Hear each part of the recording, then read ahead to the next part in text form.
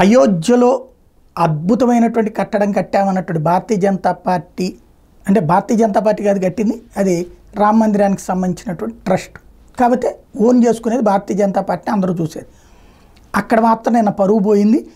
అయోధ్య రామ మందిరం గర్భగుడిలోకి పైకప్పు నుంచి నీరు కారుతున్నట్టు స్వయంగా ఆలయ ప్రధాన పూజారి ఆచార్య సత్యేంద్రదాస్ ప్రకటించడం, ఆలయాన్ని ప్రారంభించిన తర్వాత మొదటిసారి శనివారం రాత్రి భారీ వర్షం పట్టడంతో లీకేజ్ సమస్య బయటపడిందని, నీరు సరిగ్గా రామ్లల్లా విగ్రహానికి ఎదురుగా పూజారి కూర్చునే వీఐపీలు దర్శనం చేసుకునే చోట కారుతోందని దాచి చెప్పుకొచ్చారు. ఆలయ నిర్మాణంలో నిర్లక్ష్యంగా వ్యవహరించారని, ఆలయ ప్రాంగణం నుంచి వర్షపు నీరు పోయేందుకు సరైన ఏర్పాట్లు లేవని, ఈ సమస్యల మీద ఆలయ అధికారులు స్పందించి తగిన చర్యలు తీసుకోవాలని కోరారు. పైకప్పు లీకేజీ సమాచారం అందుకున్న ఆలయ నిర్మాణ కమిటీ చైర్మన్ నృపేంద్ర మిశ్రా ఆలయానికి చేరుకుని పైకప్పుని వాటర్ ప్రూఫ్గా మార్చేలా మరమ్మతు పనులు చేయాలని సూచించినట్టు ఆలయ వర్గాలు చెప్పినాయి. మొదటి అంతస్తు పనులు జూలై చివరికి, మొత్తం ఆలయ నిర్మాణం డిసెంబర్ నాటికి పూర్తవుతుందని మిశ్రా ఈ సందర్భంగా చెప్పుకొచ్చారు.